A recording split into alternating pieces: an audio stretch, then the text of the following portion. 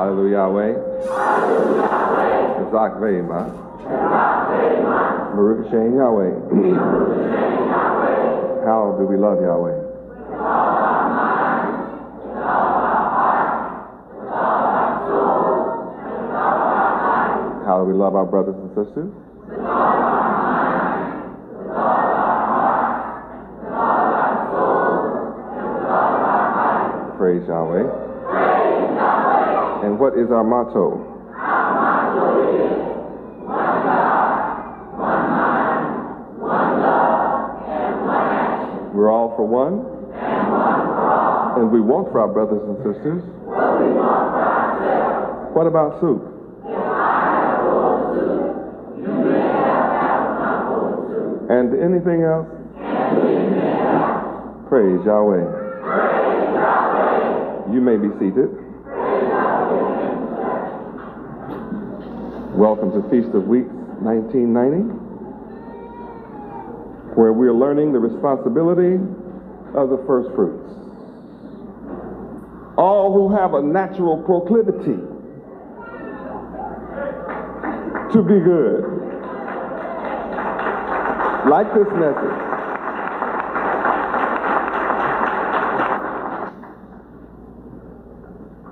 The intelligent people of the world, whether they be good or bad, the good ones are my friends, the bad ones are my enemies. But the intelligent of the world, good or bad, understand that when you sow seeds of riches, you will reap the harvest of riches. Isn't that incredible?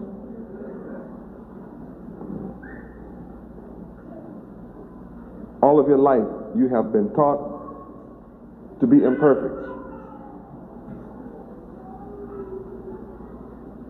Be all you can be is the slogan of the army. But you've never been taught how to be more than you can be. I'm teaching you how to be more than you can be under Him.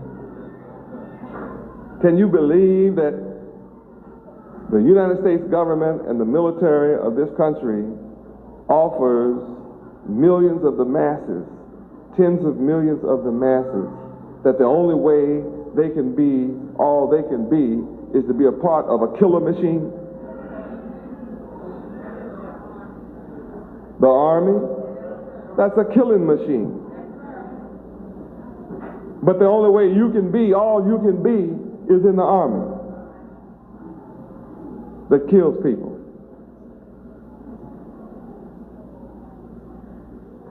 And they teach you how to kill, and to kill without thought, to kill without discrimination, to kill without a reason. Take the life of innocent people on the orders of someone above you, whose purpose you are ignorant of.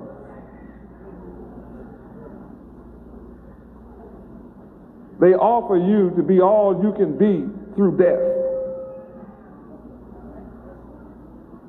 Then they give you a 21-gun salute and Old Glory across your casket.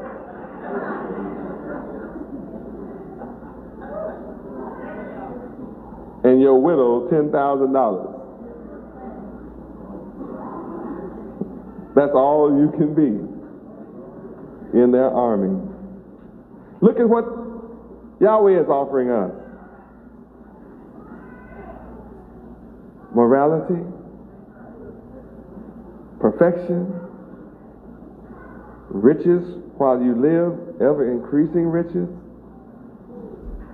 eternal life, perfect peace, happiness, joy, no more tears, no more pain, no more sorrow, no more death. Boy, that's a lot to be. You get that in Yahweh. Now, only an illogical person will choose to be all he can be in a death machine. And that all he can ever hope to attain is some money at death. That's not enough to buy a town car.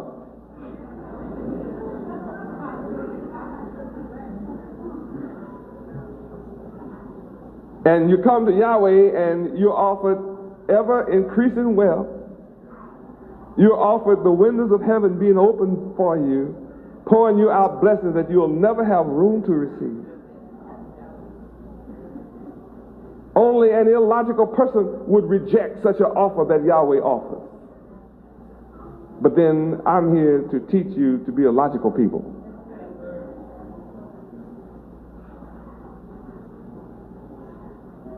To properly celebrate Feast of Weeks, you must sow seeds of success.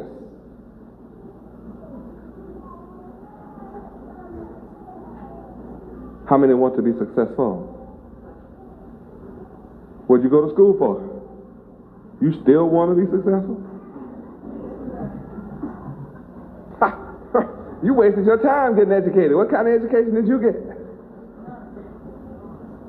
You went to school 12 years plus 4 plus 6 plus 8, and you still sitting here talking about you want to be successful? What kind of education did you get? It must be an unsuccessful one in order for you to have spent all your life getting an education from this world and still raising your hand needing success. How many long for success? It's a longing inside.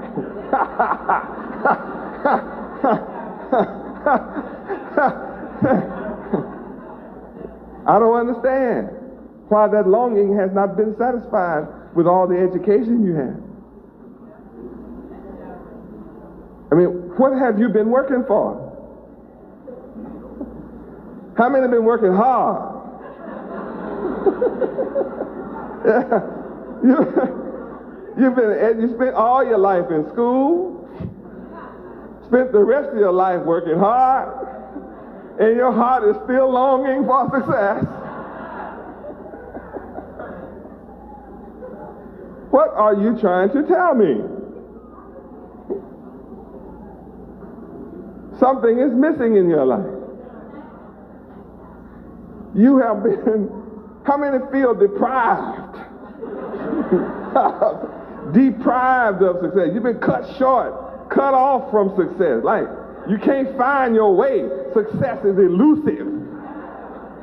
Few there be that find it. How many wish you were one of the few? What have you been doing with your life? Evidently, somebody has been in charge of your life that didn't like you too much. Huh? You must have had somebody in charge of your life that's jealous of you, envious of you. Someone, I mean, obviously, since you want success and the people that's been in charge of your life have denied it to you, they must hate you or something. Is that possible? That the people who've been in charge of your life actually hate you? I mean, how could anybody be in charge of your life from birth and deny you success and love you?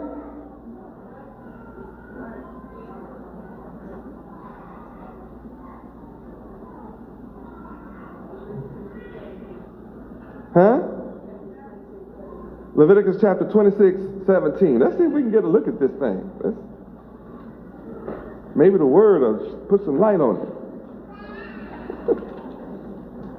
Leviticus 26:17. The answer is always in the Bible. It's always in here. See if we can find it.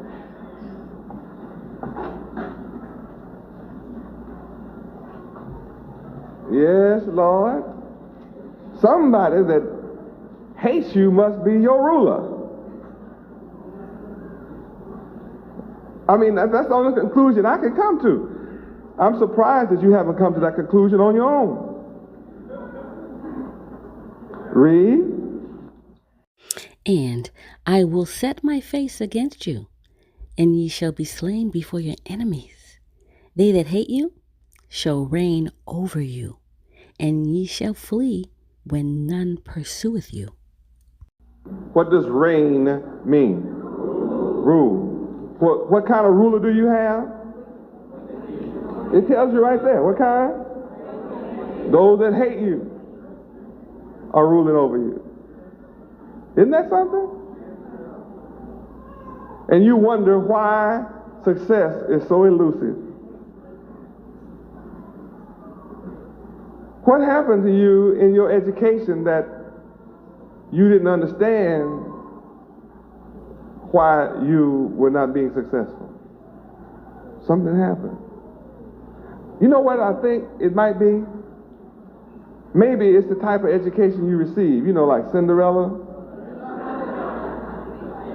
Maybe that's what you need, a Cinderella life. Maybe you need a fairy godmother or something who would change all the rats in your house into Cadillacs. I mean, you can have plenty of Cadillacs because your house full of rats.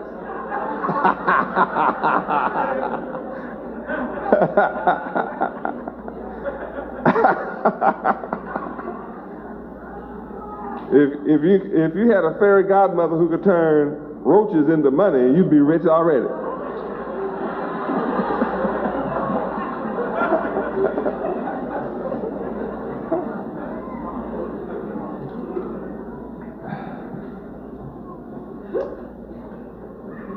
See, the word just explained to us why we have not been successful.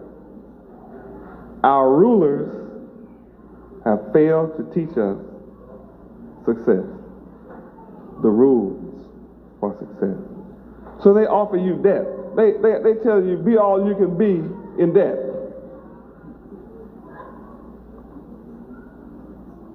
And we buy it because 60% to 70% of the army is made up of our people. 70% of the army, the military, is made up of black folk. What a trick we are in.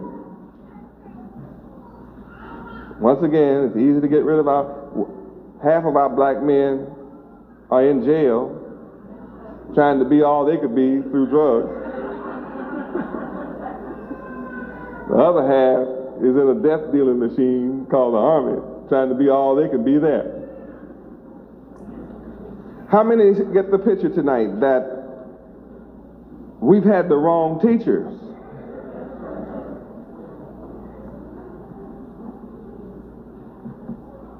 How many can understand that we need to change teachers? Well, fortunately, all of you in here understand that, but there's a whole world of our people out there who still don't understand that. And you need to run in a hurry and try to rescue them from their destruction. To properly celebrate Feast of Weeks, we must sow seeds of success and learn how to be successful, how to make our own way. Joshua 1:8. Joshua 1:8. Here's what must be done. There is no other way.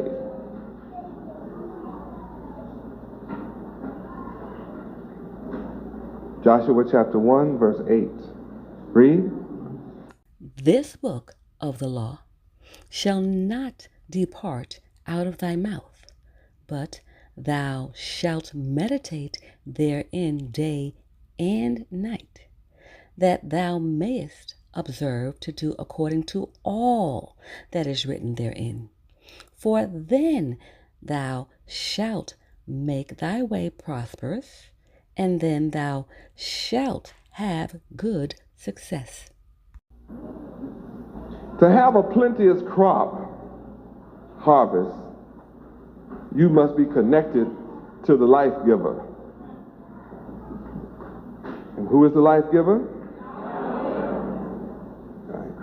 So Feast of Weeks is teaching us our responsibility as the first fruits. Feast of Weeks is a happy time. Why shouldn't it be happy? I mean, think of what it is. Feast of Weeks is your first harvest. Means you may have planted, for every seed you planted, you get 100 back.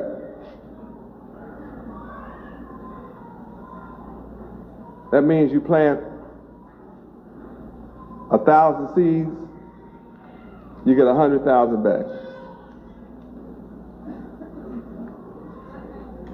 How would you like to plant $1,000 and get 100,000 back? Anybody?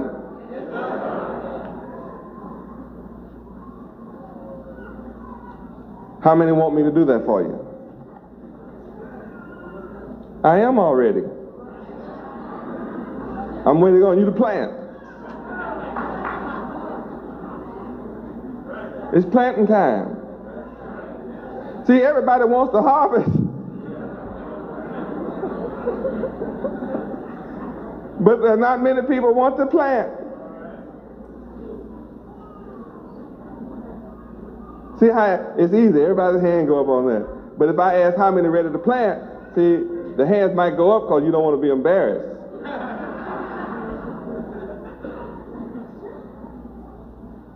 But in order to be a wise planter, you must become a student of agronomy. And you must become a scientist of agronomy.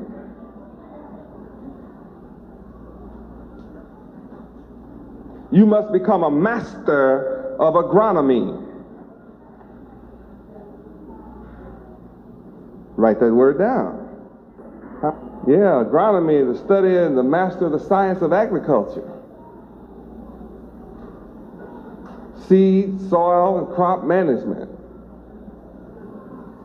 You become the master of what makes seeds grow and preserve them and protect them. Master of the soil and the best soil conditions and the best climate. All that makes for a perfect crop and yield and the highest yield. Yeah. See, when you say I want to be able to plant $1,000 and reap 100,000 in its place 100 times, then you can't sit around like a fool and do that.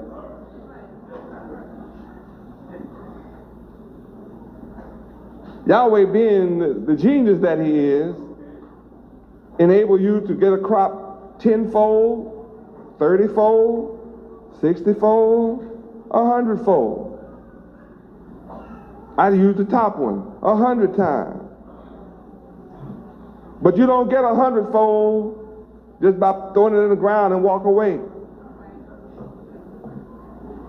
First, you have to prepare that soil. Not only do you have to prepare it, you better select the best soil. So you have to learn what is the best soil for the crop I want to plant. You can't be a fool and reap this harvest. You can have a basket of seeds and you can't recognize whether they're good or bad. It's dumb to plant bad seeds. That's not wise. Planting rotten seeds or defective seeds. Don't you understand some seeds are defective and some are good and some are perfect? Can you discern the difference? Yes, it's discernible. If you're willing to study and become a master. Seems to me like before you grab some seeds, you ought to study and learn how to determine whether they are bad, good, or perfect. Woo! Look what Yahweh Ben Yahweh is teaching us tonight. Why do we so quickly raise our hands wanting to receive the harvest? Why? Because we've been programmed by our enemies to seek something for nothing. That's what the lottery is about. They program your mind to be a bunch of individuals, so they can rob you. They have 60 million black folk in America playing $1 a day to hit $1 million lottery, and only one's gonna hit it. If 10 hit it, they have to split the million to 10 ways. But you just put down $60 million. You willingly spend $60 million a day with your enemy, and all 60 million of you hoping you hit for $1 million. Now that's blind. You talk about some blind people. You talk about some dumb people. You talk about some dead people. You talk about some ignorant people.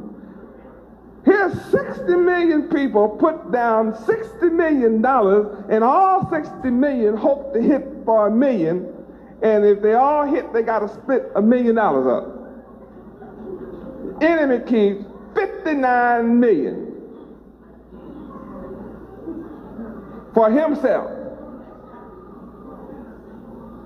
and throw $1 million on the table for 60 million, hoping they're gonna get it.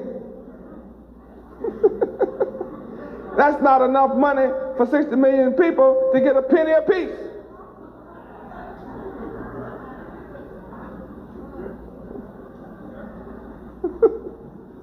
What is it? How many pennies? It wouldn't be too many pennies.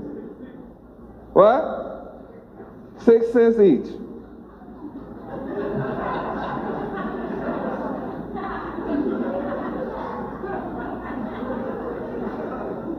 How many admit that's dumb?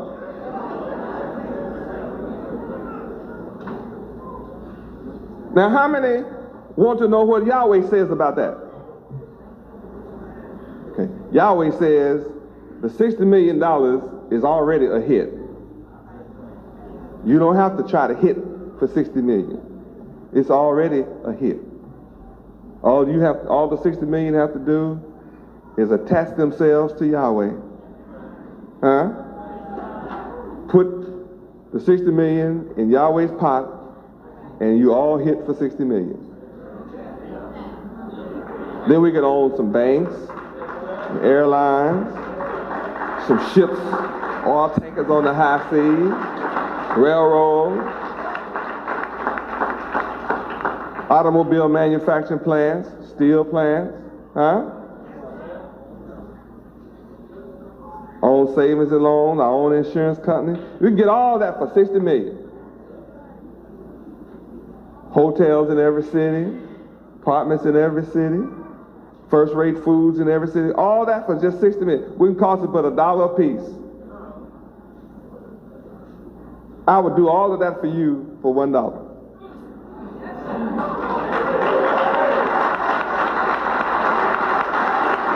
So what do you need to do?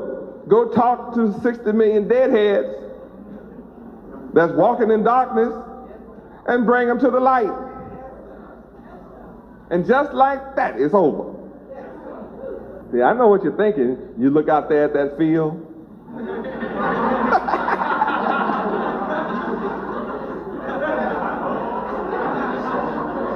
And you see all those weeds in it.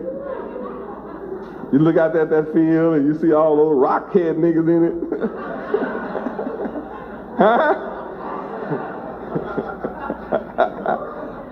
You look up and the sun is hot, field is dry, bugs everywhere. You say all of this needs to be prepared? I think I'll play the lottery today. Here, take my $1.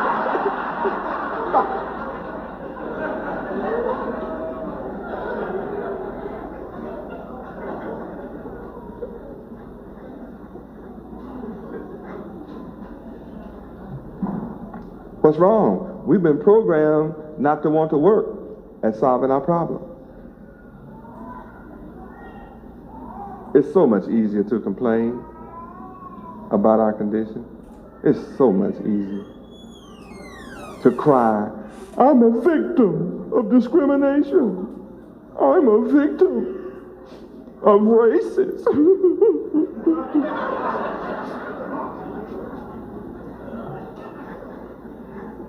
I'm a victim of being black.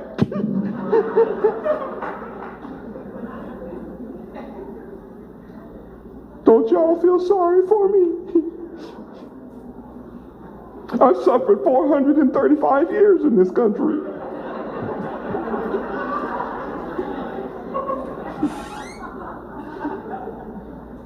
And this white man has acted like a devil in my life.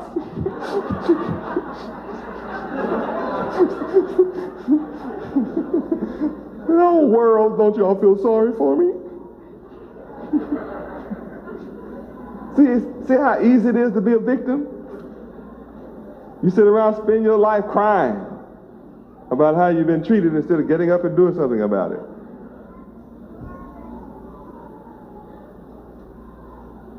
Everybody that knows Yahweh Ben Yahweh from observation knows I'm a working God. So why is it that everybody's not following me? They don't want to work. See, at first they said they would follow me if they didn't have to go knock on some doors. See, I would follow Yahweh, but knocking on the door ain't my thing. You know what I mean? Huh? See, I can't be walking out there in the hot sun all day. You know,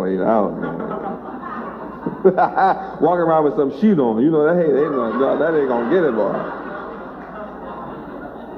I need more than a rag on my head. You know, that sun is hot, boy. I need an umbrella or something. I don't even see y'all with no umbrella either. No. I don't even see tennis on. I have to have some tennis on at least. You know, when y'all stop knocking on these doors and walking around this country and these neighborhoods and walking where angels fear to tread, I'll be there.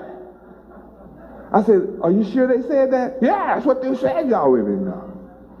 They said, they'll be here. Are you sure? Yes, sir. They all said they'll follow you if you come out these streets. I brought you out.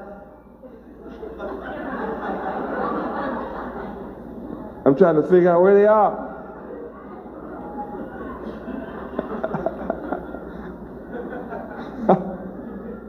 And then they used to say, yeah, you know, you Yahwehs, y'all work all the time. How many remember them people in the street saying that? Y'all work all the time. Yeah, everybody. Now people say, y'all own everything.